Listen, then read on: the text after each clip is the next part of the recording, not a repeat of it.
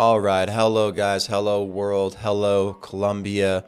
Welcome to another episode of Watchlist Wednesday. So much I want to talk about today, so much going on. We're going to start off with the potential crypto crash that's going on. Are we in a bearish market? Could we still be in a bullish market? Is that even possible right now? We're going to look at that retracement we've seen on Bitcoin and the other cryptos and whether or not we can still invest in the crypto space right now, or if we need to wait longer, or just what to do. We're going to talk about the IMF and them asking El Salvador to remove Bitcoin as legal tender for the country, and pretty much El Salvador giving them the middle finger. We're going to talk about Elon Musk's Happy Meal, how that has kind of broken Twitter a little bit and created a lot of stirred up crypto once again, yet not really moving Dogecoin this time. Or maybe it will, who knows? But it also brought up a lot of other interesting things that we'll cover. We'll talk about the YouTube NFTs that might be coming out and the potential use for those through the platform and what some of their goals might be. We'll also talk about Facebook, or Meta's DM, formerly known as Libra, that might now be dead and might not actually happen. We're going to talk about what's going on with that. And then finally, we'll wrap up with my favorite piece is the Colombian Memorandum of Understanding with Singapore that will bring more tech innovation, blockchain innovation specifically to Colombia. So a lot of things to be excited about. So starting off with the horrendous, bloody, terrible crypto downtrend that's going on right now. And things that might be potentially affecting that. So right now, Bitcoin and cryptocurrency prices have crashed over the past week with around $1.4 trillion wiped from the combined crypto market and sparking warnings of a new crypto winter. Not sure if that's going to happen or not, but there's, the downtrend is here. It's corrected. It's pulled back. I think a lot of people have taken some profits from how well Bitcoin did back through November. But it doesn't necessarily mean that everything's going to go downhill and we're going to go into a crypto winter. We don't know yet. We need more time. The Bitcoin price dropped under 33,000 per Bitcoin this week, down more than 50% from its November peak. Ethereum, the second largest cryptocurrency by value, has crashed to 2,300 per Ether, down from almost 5,000 late last year. Now, reports have emerged the White House is gearing up to issue a cryptocurrency executive order with Joe Biden, wonderful guy, just fantastic, reportedly set to ask federal agencies to determine crypto risks and opportunities. I don't know if that will have much of effect, if that will cause anything to affect crypto in a negative way or create even more of a downtrend, or if it won't do anything at all. It really just depends. All I know is that there are a lot of people that are buying this dip and that are trying to call bottom and that are expecting a floor to appear pretty soon, especially for Bitcoin. And for the rest of the crypto market, which to be honest has been pretty sideways and isn't necessarily down. Bitcoin's the one that's gone up tremendously over the fall and then come back down after breaching its all-time high, back to as low as it was in August or July of last year. But the rest of the crypto market, to be honest, hasn't really moved up much in the meantime in the past fall, and hasn't really fallen much lower than where it was last summer anyways. So I don't really think overall crypto is moving in any positive or negative direction. And I think it's just mostly Bitcoin right now that we have to keep an eye on and see how that's going to pan out. But it's going to be very interesting. And there's obviously plenty of opportunity that's not going to stop, that's not going to cease. You always got to keep that in mind. This space can change in an instant. In 1 minute, all of a sudden, this whole thing could turn around and it could be bullish. At the same time, it could just completely collapse and we could have a crypto winter for a while. So only time will tell, just position yourself correctly, and we'll see how this pans out over the next few weeks and over the length of the first quarter of this year, which has been very interesting so far. What I want to talk about next is the IMF now telling El Salvador that they need to remove Bitcoin as their national currency. Let me see if I can find the article to drop it as legal tender.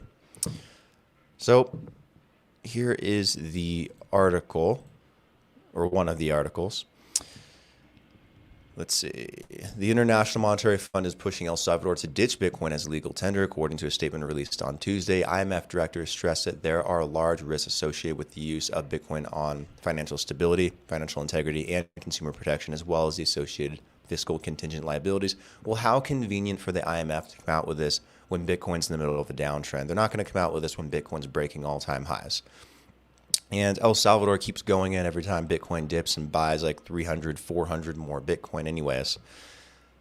I don't know. I mean, I don't like the IMF. No one really does. They don't really need to try and dictate any of this. I don't think that... I think they're really scared that it's going to work out for El Salvador, and they're going to see other countries jump on board and try and do something very similar to what they're doing. And El Salvador is seeing tremendous innovation in their country as a result of it. It's not just buying Bitcoin. It's drawing in other technologies. It's drawing in other opportunities, and it's elevating the entire economy there. And it's gone from one of those countries where you can't even travel to, it's so dangerous, to now being one of the leading places of innovation in Central America and generally across Central America and Latin America, the entire LATAM region. The report was published after bilateral talks with El Salvador went on to urge authorities to narrow the scope of its Bitcoin law by removing Bitcoin's status as legal money. In September of 2021, the Central American nation became the world's first country to adopt the cryptocurrency as legal tender alongside the U.S. dollar. Salvadoran President Nayib Bukele, I can't even pronounce his name, I'm so sorry, who has tethered his political fate to the success of the country's Bitcoin experiment, has added hundreds of Bitcoin to the country's balance sheet in recent months. Like I said, buying the dip constantly every time it goes down. On Friday, the president tweeted that he bought an additional 15 million of really cheap Bitcoin. As the crypto market plummeted, Bitcoin is down about 50% from its November record high. I really think El Salvador is in a very good position to benefit from this downtrend right now. It's going to be inevitable. Bitcoin's going to have to go up again at some point. I don't know if it's going to go up again in the next 6 months and try and retest its all-time high. I really hope it does. I have those aspirations. If it does, El Salvador is going to make a fuck ton of money. I'm just going to put that out there. They're going to make so much money, and it's going to just help their economy tremendously. You know, when they buy this low anyways, and I don't think Bitcoin's going to go a hell of a lot lower than 30,000, might dip to 38 or 28 or 25,000 at some point, but I don't think it's going to go that much lower. So they're really setting themselves up for success, I think, in my opinion. He really seems to understand investing, and I think that's going to benefit the country tremendously. Another thing I want to talk about is Elon Musk saying that he would eat a Happy Meal live or on social media or in front of the world or something if McDonald's were to accept Dogecoin. I'm not sure where that came from. Not sure if he's serious or not. But it's kind of funny, and this has definitely caught everyone's attention on Twitter and social media as of lately. If Elon Musk gets his way, McDonald's will become the latest company to jump onto the Dogecoin bandwagon. Musk, a noted Dogecoin fan, obviously, called Tuesday for McDonald's to accept the meme token as a legitimate form of payment for burgers and fries. The billionaire offered to provide McDonald's with some publicity if they agreed to his proposal. I will happily eat a Happy Meal on TV. Okay, on TV. If McDonald's accepts Dogecoin.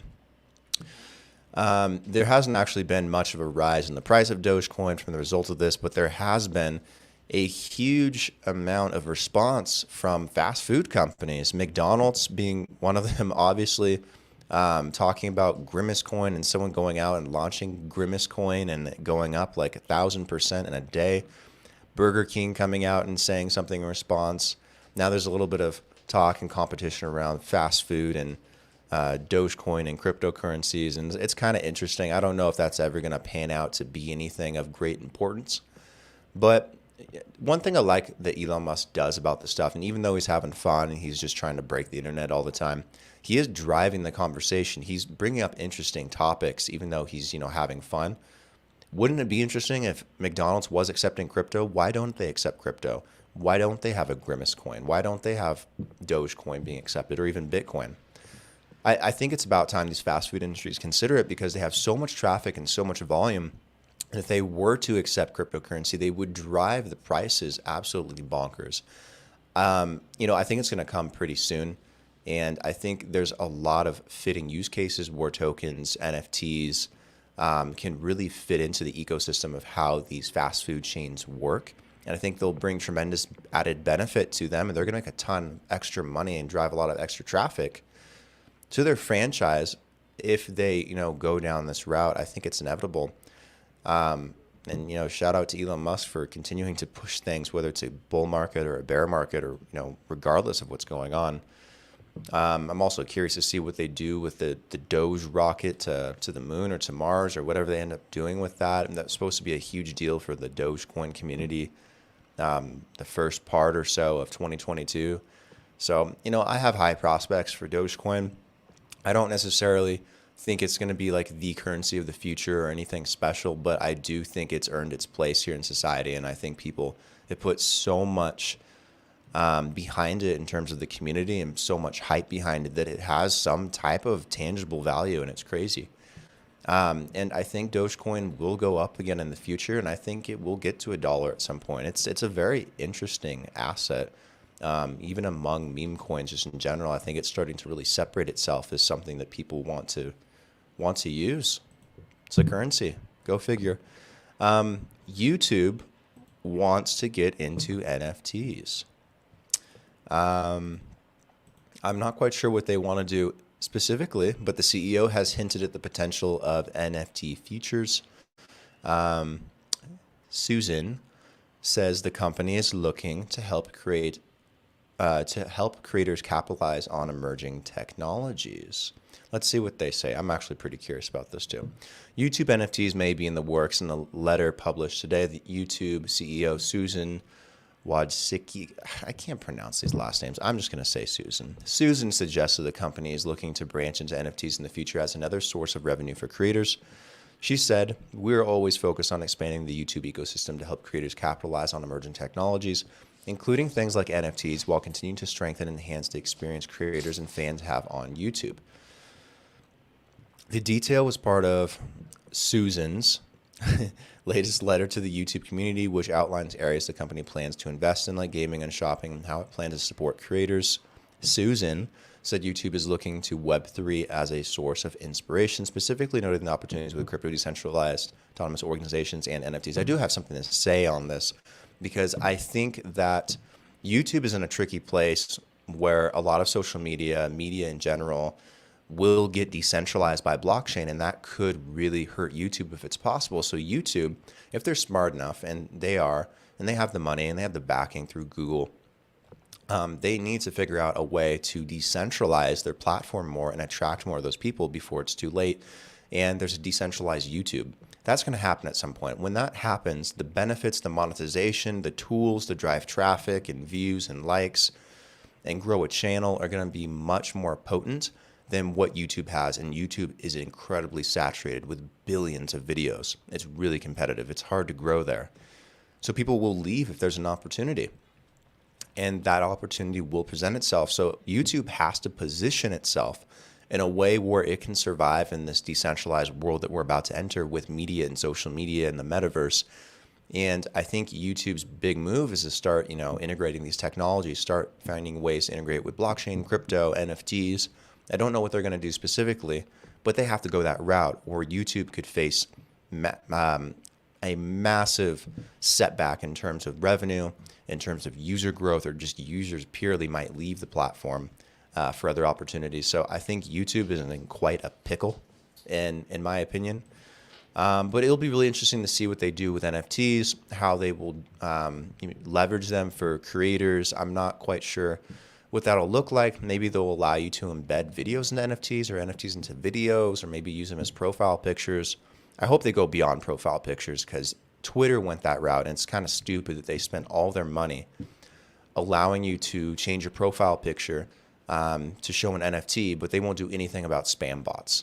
But they'll invest their money and resources in something just really simple and stupid where someone could take a screenshot and do it anyways. So I really hope if YouTube is going this route and they're doing something with NFTs, crypto, blockchain, tokens, whatever, that they do something meaningful for the platform, because I really don't want to see them waste all their potential and money on really stupid crap. Diem. formerly known as Libra. Is it dead? Is it alive? What's going on? This is a big question that's kind of, I don't know if anyone's really been talking about, but Facebook's cryptocurrency project is, could potentially be coming to an end. Who knows what's going on here? I haven't heard much of them for a while. We've actually inquired and to see if we could have them on the podcast, and they haven't done any kind of real publicity for a long time. I think they really got hammered by Congress originally, and I think that's killed so much of their momentum, what they want to do, and I think they want to focus more on the metaverse than they do on a digital coin right now, or maybe they have something better. But let's dive into the article, because more than 2 years ago, after it was first announced, the Facebook-sponsored cryptocurrency formerly known as Libra appears to be coming to an end. The Diem Association, set up by Facebook to manage the digital token, is exploring a sale of its assets after meeting resistance by regulators who oppose the initiative, according to a new report by Bloomberg. The U.S. Federal Reserve dealt the effort a final blow by putting pressure on Silvergate, the banking partner that Diem said it was partnering with last year, to launch the token. Bloomberg reports that I've also heard from someone involved that the Fed threatened Silvergate putting the launch on ice. Diem Association spokesperson Michael Crittenden, what's with these last names today, told The Verge that Bloomberg's story contained some factual errors, but declined to comment further. Yeah, I think Diem is probably going to be dead. I don't think this is going to pan out well, given the Federal Reserve's stance and, on stable coins and how that combats the U.S. dollar, because they want the CBDC to come out. But at the same time, these tech companies, they have so much influence and so much pull. They'll get whatever they want in the end. I think the bigger story that no one's going to talk about is I just don't think they want to spend their money on it. I don't think they see it panning out, and I think that they have a better idea, and that's going to be, taking Meta in the direction of the metaverse and focusing on that. I don't think they want to focus on crypto right now. I think they want to integrate crypto. They want to integrate NFTs, and they probably want their own NFT marketplace. I think they want to integrate stable coins, integrate Bitcoin, integrate a CBDC or a Fed dollar or US digital dollar.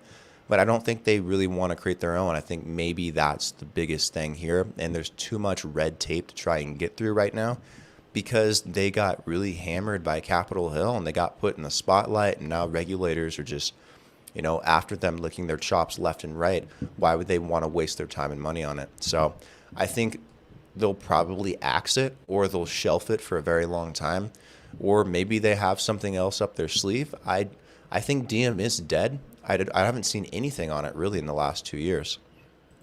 So we'll see what happens with that, but Facebook, Meta, they'll get whatever they want. So if they want a stable coin, they'll figure out how to do it. I just don't think it's in their agenda. The last thing on my agenda, our agenda, is Colombia's potential partnership here with Singapore that could be absolutely huge. Let me find the article. Singapore and Colombia signed an MOU to boost trade, energy, and tech collaboration. And when they say tech, they also mean blockchain. This is going to be very cool for Colombians. Businesses in Singapore and Colombia will have more opportunities to collaborate in areas such as technology and innovation, with a new Memorandum of Understanding, MOU, inked between the two countries. The partnership is the first bilateral MOU between Enterprise Singapore and Pro Colombia, a government agency that promotes the South American country's export of goods and services, foreign direct investment, and tourism. ESG and Pro Colombia will work together to facilitate partnerships between Singapore and Colombian companies in key areas of tech and innovation, such as artificial intelligence, IoT, blockchain, and digital industries. Companies will also collaborate on trade infrastructure in smart city and smart governance and energy, said ESG. Colombia is Latin America's fourth largest economy, with a GDP of $683.9 billion US dollars, expected to grow 5.5% this year. The country was Singapore's sixth largest trading partner in Latin America and the Caribbean last year. There's so much good going on with this. This is a very good sign for Colombians. All the tech, all the innovation, all the money, all the investors, the business men and women, the entrepreneurs, everything, it's access to the Chinese market too. They're all going to start flowing into Colombia through partnerships like this, memorandums and deals and bilateral agreements that will create so much innovation and pour so much more money into the country that it's going to be incredibly beneficial, and it'll give Colombia a massive leg up in Latin America and amongst other Latin American countries. And as a developing country, it's going to help it grow super quickly. It's going to expedite that process. And blockchain is one of those key technologies that they're going to push. And that's going to drive a lot of great stuff in the country. It's going to bring better jobs and create better opportunities, better pay. It'll help alleviate people in poverty, bring social benefits. It will fix infrastructure problems, supply chain issues. Overall, it's very good news and makes me even more excited about the fact that I'm in Colombia, and I feel like I picked the right place, and this stuff is starting to finally come to fruition. But anyways, that is Watchlist Wednesday. We talked about so much stuff. If there's anything in particular that you guys want to talk about, let me know. Hit me up on Twitter or on Instagram. Those are the best places to reach me socially. If there's anything that you want to cover regarding, what's going on with the market, if there's a news piece, there's a development, a new NFT collection, maybe something's happening in your country that we haven't heard about that isn't circulating, let me know, let us know. We'd love to talk about it and cover it and kind of just chit chat, and I'll share my opinions on what I think about it, and we'll just go into tons of detail and have some fun. Anyways, that's Watchlist Wednesday. I'll see you guys next week on Watchlist Wednesday, and stay tuned for new episodes of the podcast. Ciao.